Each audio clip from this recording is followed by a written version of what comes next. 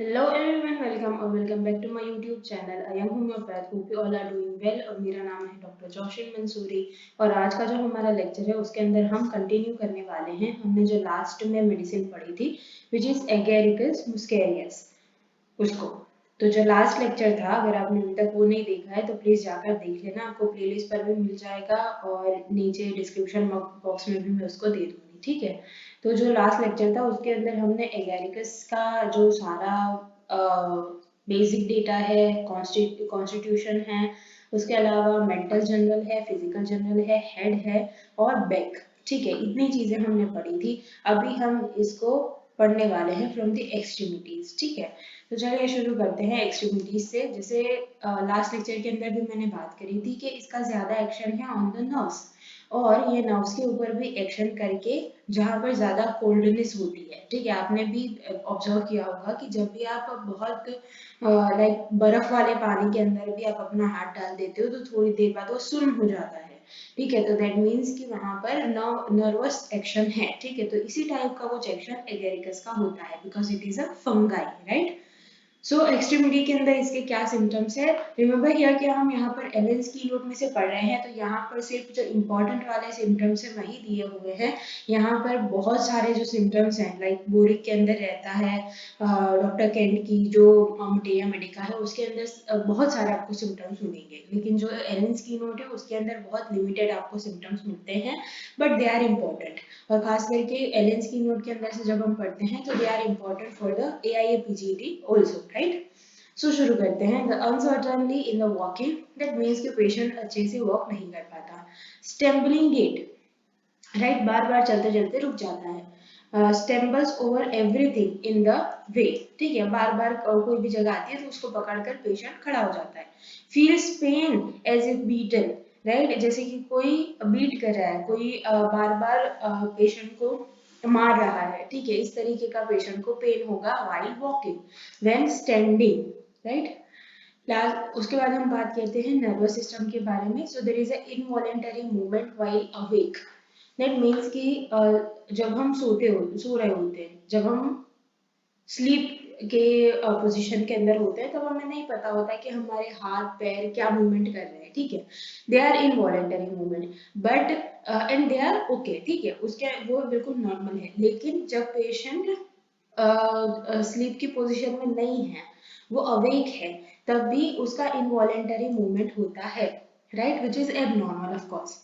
In case ये बंद हो जाता है ड्यूरिंग स्लीप, राइट। जब ये बिल्कुल जो हमारा नॉर्मल फिनोमिना है उससे उल्टा हो जाता है कि भाई जब हम नींद के अंदर होते हैं तब हम इनवॉलेंटरी मूवमेंट करते हैं, it is okay, it is normal.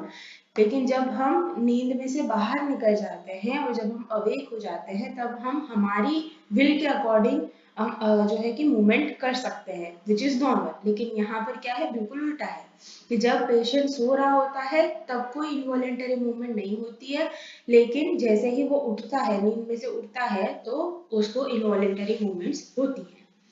Chorea, which is one of the clinical term, from the simple motion and the jerking of a single muscle to dancing of a whole body. That means कि patient का जो है simple जो है कि छोटी छोटी सी movement होंगी, छोटे छोटे से जर्क्स होंगे, तो वो छोटे जर्क्स, छोटी मूवमेंट जो है वो लाइक जो पेशेंट डांस कर रहा है ना, उस तरीके का पेशेंट को लगेगा कि मेरी पूरी बॉडी ना डांस कर रही है धीरे धीरे। Trembling of a whole body, twitching of a muscle of a face in the another medicine, ठीक है। तो भाई यहाँ पर क्या है, पूरी बॉडी को लेकर हम चल रहे हैं कि भाई पूरी बॉडी के अंदर ट्रिमलिंग हो रही है, एक मसल के अंदर, सिंगल मसल के अंदर ट्विचिंग हो रहा है, जर्किंग हो रहा है, मोशन हो रहा है उसका, तो पेशेंट को ऐसा लग रहा है कि उसकी पूरी बॉडी डांस कर रही है, ठीक है। तो ये इसका नर्वस सिस्टम हो गया। उसके बाद हम चलते हैं तो हमारा स्किन आ जाता है, ठीक है। स्किन के अंदर first thing which is child Blaine's. Child Blaine's क्या होता है, चिल ब्लेंस, दैट मीन्स कि जो एक बर्न होता है, ठीक है, एक टर्म होती है बर्न जो कि हमें हॉट चीजें लगने से होती है, हॉट लिक्विड से। दूसरा टर्म होता है चिल ब्लेन। चिल ब्लेन का मतलब होता है ठंडी चीजों से बर्न होना, ठंडी चीजों से बर्न जैसे सिम्टम्स आना, ठीक है, विच इज चिल ब्लेन।